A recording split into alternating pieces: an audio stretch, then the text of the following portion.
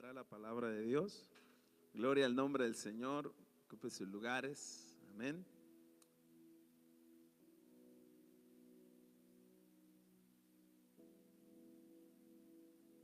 El domingo pasado quedamos pendientes, ¿verdad? Con lo que seguía. Y hoy decidí ponerle a este tema atentado contra la identidad o atentado contra nuestra identidad, que es precisamente lo que pasó con Jesús, ¿verdad? O lo que el enemigo quiso hacer contra nuestro Señor Jesucristo.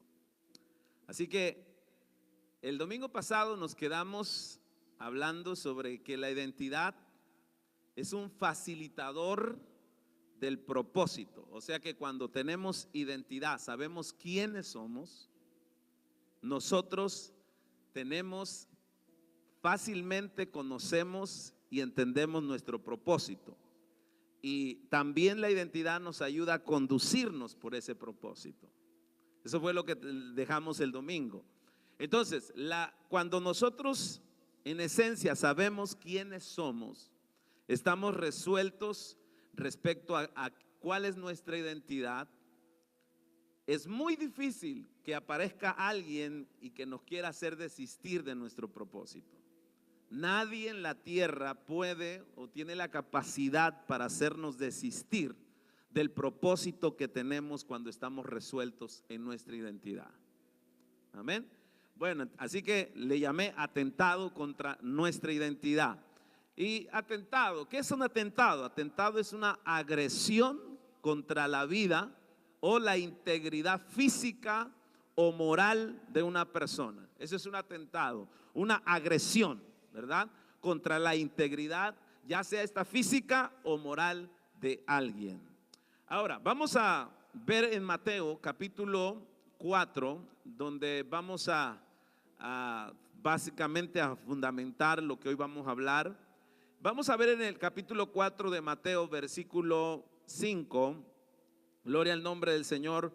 Vamos a ver algo muy interesante. Desde el 1. Gloria al nombre de Jesús, gloria al Señor. Dice, entonces Jesús fue llevado por el Espíritu al desierto para ser tentado por el diablo. Luego el 2, dice, y después de haber ayunado 40 días y 40 noches, tuvo hambre. Y vino a él el tentador y le dijo, si eres hijo de Dios, di que estas piedras se conviertan en pan. Ahí le paramos.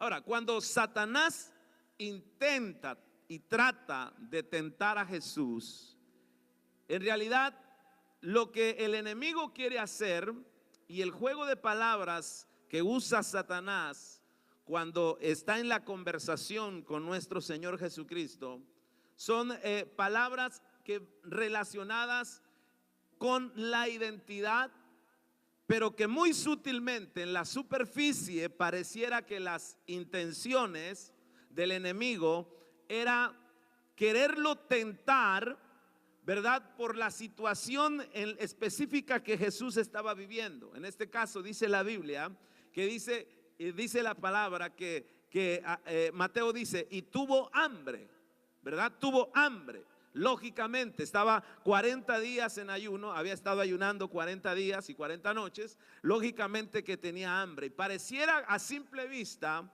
que el ataque contra Jesús, la tentación enviada hacia Jesús, está relacionada con la situación o con lo que sentía físicamente nuestro Señor Jesucristo. Pero vamos a ver algo muy sutil, muy seductor en relación a la tentación que el enemigo lanza contra Jesús. Aquí hay una operación encubierta que se realiza, aparte de la cosa obvia que era que Jesús tenía hambre. Hay algo que opera encubiertamente, que el enemigo quiere tocar en la vida del Señor, o quiere que Jesús de alguna manera caiga en esto en relación a su identidad. Y vamos a verlo. Primeramente, Hebreos capítulo 3, versículo 13, se refiere a que el pecado tiene una estrategia, y el pecado tiene una estrategia de engaño. ¿Cuántos dicen amén?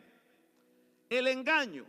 Yo quiero que lea Hebreos capítulo 3, versículo 13. Dice, más bien, mientras dure ese hoy, anímense unos a otros cada día para que ninguno de ustedes se endurezca por el engaño del pecado. La Reina Valera dice, antes exhortándoos los unos a los otros cada día, entre tanto que se dice hoy, para que ninguno de vosotros se endurezca por el engaño del pecado. O sea, hay una estrategia. El pecado tiene una estrategia de engaño. ¿Cuál es esa estrategia? Dar a la mentira apariencia de verdad. Y eso es lo que eso fue lo que el enemigo, Satanás, quiso hacer con Jesús. Recuerde que cuando el diablo viene a Jesús, no viene a hablarle en sus propias palabras. El enemigo viene citando versículos de la Biblia, palabra escrita, y comienza con ello mismo a querer atacar al Señor, de alguna manera tentar contra su identidad.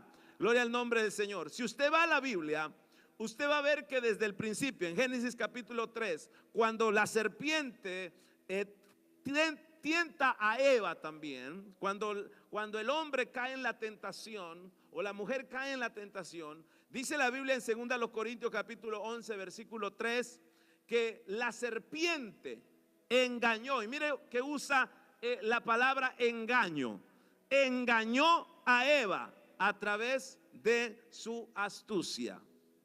Entonces dicen amén. Entonces el pecado tiene una estrategia de engaño. Le da a la mentira una apariencia de verdad. Amén. Por lo tanto, amado hermano, toda tentación siempre lleva ese ingrediente de sutileza. O sea, lleva algo sutil. ¿Qué es algo sutil? Algo que no se puede percibir fácilmente. Algo que es como un hilo delgado, que usted casi no lo detecta. Esa es sutileza. Y eso es lo que el enemigo siempre va a usar. ¿Cuántos dicen amén? Ahora, vamos a ver cómo Mateo describe esta tentación y cómo vemos la sutileza de Satanás en esta tentación contra el Señor. Vamos a examinar esa operación de engaño, de sutileza que el enemigo usa contra Jesús. Vamos a ver el versículo. Mateo capítulo 4, del 2 al 4. Dice, después de haber ayunado 40 días y 40 noches, tuvo hambre. Ahí vemos la necesidad, ahí vemos la situación actual en la que Jesús estaba.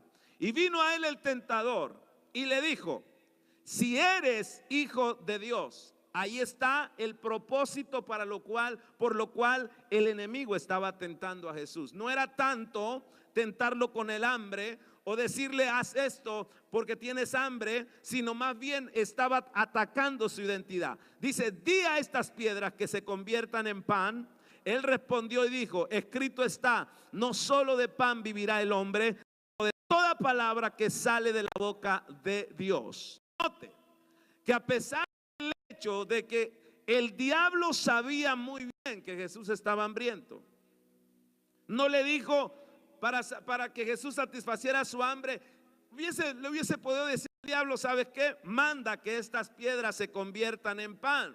Mira, escucha, has estado ayunando durante 40 días y 40 noches, tienes mucha hambre, una palabra tuya basta y estas piedras se van a convertir en un delicioso pan. Eso era lo único que tenía que decirle el diablo. Realmente lo quería tentar por el hambre que tenía. Y solamente una palabra. Pero si el diablo decía esto, entonces el diablo no iba a atentar contra la identidad de Jesús, sino que el mismo diablo estaba confirmando la identidad de Jesús, que era hijo de Dios y que tenía el poder para poder convertir las piedras en pan. Entonces, ¿cuál era el enfoque? ¿Qué era lo que el enemigo quería lograr?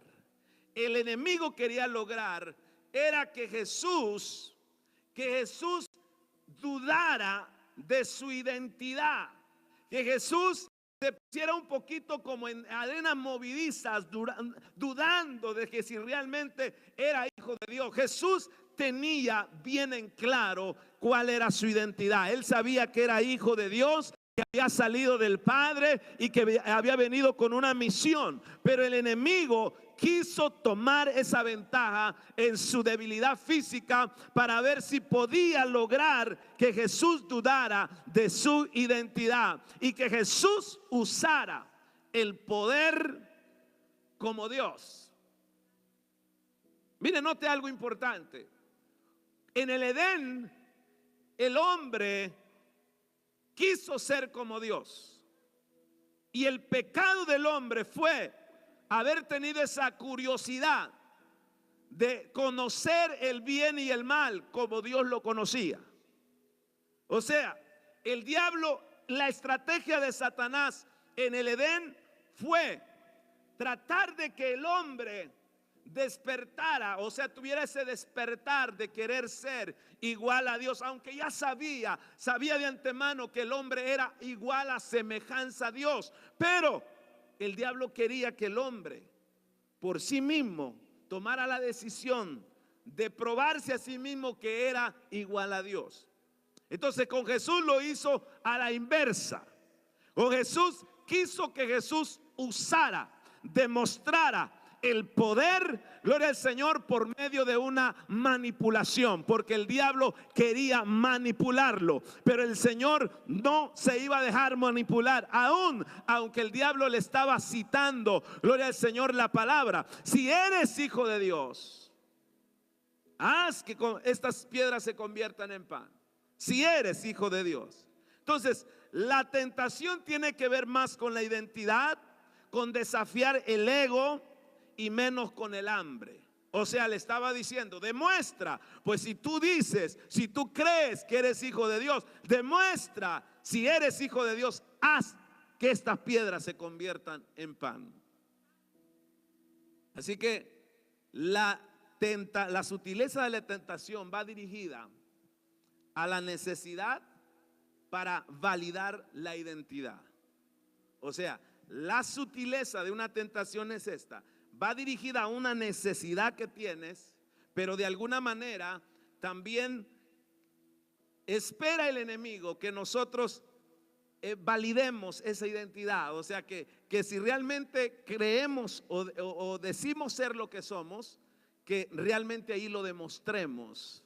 Si nosotros somos hijos de Dios, cuando viene la tentación, por eso digo claramente que el que tiene identidad,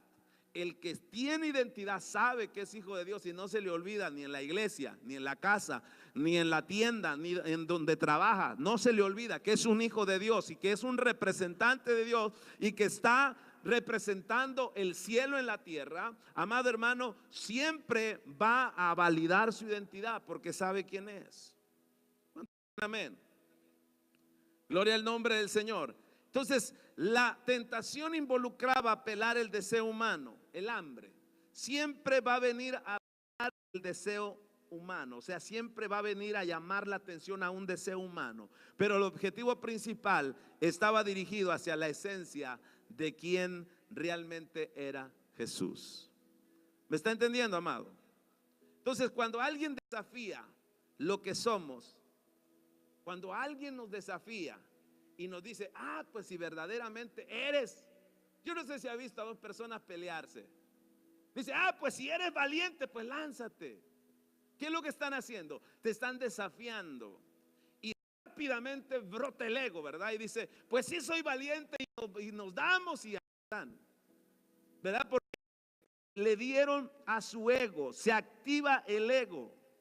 Y sabe una cosa, tenemos tendencia cuando somos desafiados a ver quiénes somos, se activa el orgullo y también tenemos una tendencia a poner firme nuestra voluntad. ¿Cuántos dicen amén? Entonces, de ahí nace la afirmación esa que decimos a veces, ¿verdad? Tú ni sabes quién soy, ¿verdad? Ya eso no es de humildad, hermano, eso es orgullo. Tú no sabes quién soy. Tú no sabes con quién te estás metiendo. Tú no sabes con quién estás hablando. O sea, eso es orgullo. ¿Cuántos dicen amén? Y no necesitamos decirlo, porque si tenemos identidad, ya sabemos quiénes somos. Y no necesitamos repetirlo ni hablarlo. Sabemos quiénes somos. Entonces, cuando existe incertidumbre con respecto a nuestra identidad o con respecto a nuestro propósito, es muy fácil que nosotros nos distraigamos y nos desviemos de la dirección que llevamos. Vuelvo y repito, cuando existe incertidumbre, cuando no sabemos respecto a nuestra identidad y respecto al propósito que tenemos, porque la identidad da propósito. Entonces, es muy fácil que nosotros nos distraigamos y nos desviemos de la dirección que debemos de tomar. Entonces, la trampa del diablo a menudo está en el proceso de demostrar quiénes somos. ¿Quiénes somos? ¿Sí? Eso es lo que quiere el enemigo. Demuestra quién eres. Demuestra quién eres. Demuestra quién eres. Gloria al nombre del Señor. Usted y yo sabemos quiénes somos y que tenemos propósito y que tenemos una dirección marcada. Gloria al nombre del Señor. Ahora, la segunda tentación es similar a la primera. ¿Por qué? Porque se dirige de nuevo a la identidad del Señor. Mateo capítulo 4, versículos 5 y 7. Y vamos a hablar corto, no vamos a extendernos. Mateo capítulo 4, versículo 7.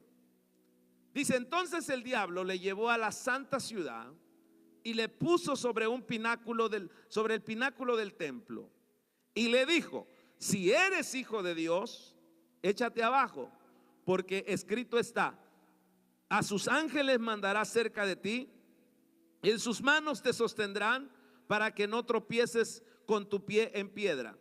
Jesús le dijo: escrito está también: no tentarás al Señor tu Dios. Mire, durante esta tentación el diablo también le dice a Jesús: si eres hijo de Dios, arrójate. ¿Sí? A esto el diablo le añade el Salmo capítulo 91, versículo 11 al 12, donde dice el Señor, donde la promesa está que a los ángeles enviará para que el pie del Señor no tropiece en piedra. Entonces la seguridad estaba garantizada para el Señor. Si el Señor se lanzaba, la seguridad estaba garantizada, ¿verdad? Entonces, mire, el Padre no iba a permitir que Jesús muriera de una caída, jamás. Pero lo que el diablo quería era que Jesús de nuevo pensara si realmente creía él que era hijo de Dios. Entonces, si él se arrojaba, Dios le iba a preservar la vida. Dios le iba a garantizar seguridad.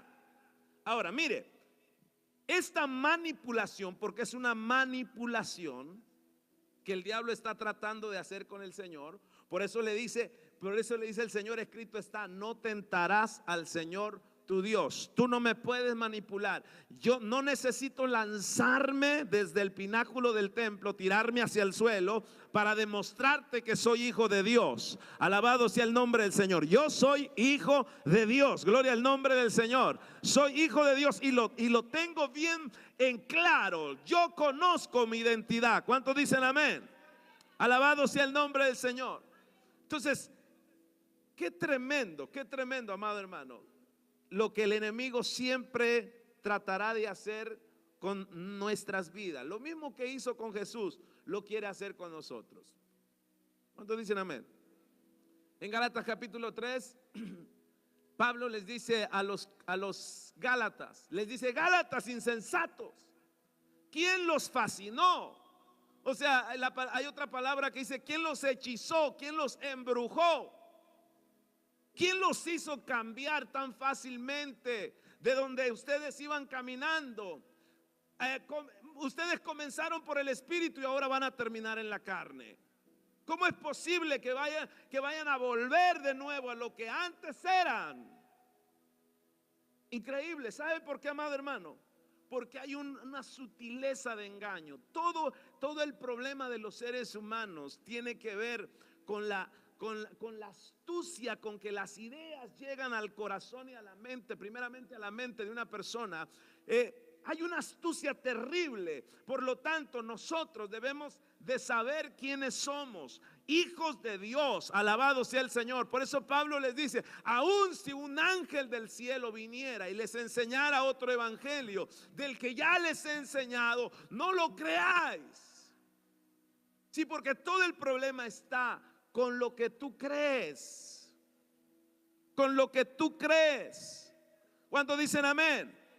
Entonces, miren lo que el diablo está usando acá. El diablo, en primer lugar, está usando con Jesús la escritura, pero está usando la escritura fuera de contexto. Y basado en la conversación que está teniendo con Jesús, parece que el diablo solamente estaba usando algo que solamente estaba repitiendo, ¿sí? Una repetición. Pero amado, la tentación fue diseñada para poner a Jesús en esa posición de que demostrara la fidelidad de Dios hacia él. O sea que si era hijo de Dios, Dios iba a ser fiel en preservarle la vida si él se arrojaba. ¿Cuántos dicen amén? ¿Nunca ha oído usted a veces esas palabras o incluso esas voces que a veces le hablan y le dicen, ¿y no que eres hijo de Dios? ¿Y no que eres hijo de Dios? ¿Dónde está la fidelidad de Dios? ¿Dónde está? Demuestra que Dios es fiel contigo. ¿Cuántos dicen amén? Mire, muchas veces nosotros vacilamos en la vida y tomamos decisiones erróneas. ¿Sabe por qué? Simplemente porque no sabemos quiénes somos. Todas las decisiones erróneas que tomamos, las tomamos porque no sabemos quiénes somos. Por eso un cristiano, un hijo de Dios, que comienza en el camino de Dios y comienza a afirmarse en saber quién es, que no es cualquier cosa ya, que no es igual la persona que era antes, que ahora es alguien que tiene a Dios dentro, que tiene la vida de Dios dentro de él, sí, que posee un tesoro valioso.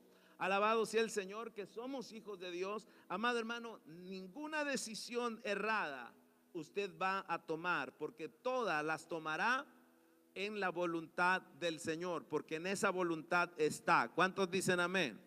Gloria al nombre del Señor, aleluya. Así que mi amado, usted es hijo de Dios y nunca permita que el diablo le manipule para tratar de demostrar quién es usted. Amén. Usted no puede ser tocado en su ego, en su orgullo, y demostrarlo así de una manera como diciendo, te voy a demostrar quién soy. Sabemos quiénes somos. ¿Cuántos dicen amén? Mire, hoy en día hay un gran problema de identidad. Y ya voy a dejarlos con esto. Un hombre, un escritor norteamericano, dijo algo muy importante. Él murió, nació en el 1838, murió en el 1905, 1910, no recuerdo muy bien las cifras, pero las fechas. Pero este hombre dijo algo muy interesante. Mark Twain dijo esto. Dijo, los 2 días más importantes de su vida, escuche esto está poderoso. Los 2 días más importantes de su vida son el día en que nace y el día en que usted descubre su porqué, el por qué nació. Pero interesante, de uno no tenemos el control. Del día en que nacimos no tienes el control, no lo tenemos.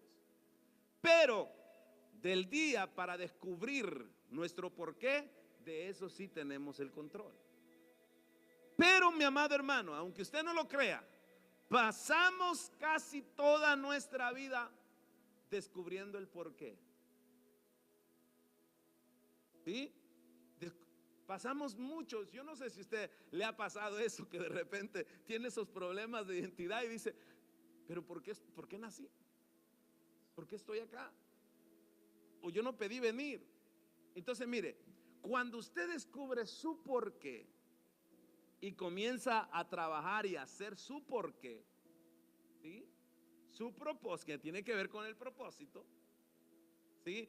Usted va a caminar como el tren por los rieles y usted va a hacer todas las cosas, usted se va a sentir bien, se va a sentir feliz, se va a sentir contento. Y usted dirá, valió la pena haber venido a esta tierra y haber terminado mi asignación. Lo que Dios me dijo que hiciera, para lo que vine y lo hice, y gloria al Señor. Me voy contento, me voy feliz. Gloria al nombre del Señor, aleluya. ¿Sabe, amado hermano? Porque eso es importante, saber quién eres y saber por qué eres. Amén. ¿Cuántos dicen amén? Entonces vamos a seguir con el tema, pero el sábado vamos a hablar sobre esto, vamos a profundizarlo un poquito más. Esto nos va a ayudar a nosotros. Y esto nos va a ayudar, le va a ayudar también a los jóvenes, a los jovencitos, a los adolescentes. Es muy importante que desde la temprana edad nos interese descubrir el por qué existimos acá. ¿Cuál fue la razón por la cual nacimos? Nosotros no somos un accidente. Nosotros no venimos por cosas del destino. Dios nos hizo con un propósito. Y si hemos nacido, todavía estamos viviendo, todavía estamos respirando, es porque nuestro propósito en esta tierra aún no ha culminado, no se ha terminado. Hay muchas cosas que tenemos que hacer más. ¿Cuántos dicen amén? Entonces, vamos a buscar ese porqué. Y cuando encontremos ese porqué, entonces, mi amado hermano, usted va a ver cómo las cosas van a cambiar. Y usted ya no se va a encontrar luchando con aquello que usted cree que para eso es y no lo es. ¿Ustedes dicen amén? Amén. Entonces, el enemigo siempre va a tratar de atentar contra su identidad. Amén. Contra su identidad. Yo sé quién soy. Usted sabe quién es. Un hijo de Dios. Amén. La posición más alta en el universo de hijo de Dios. La posición no son los títulos son buenos, no se descartan, son muy buenos, pero la posición en el reino de Dios más alta es la de ser hijos de Dios.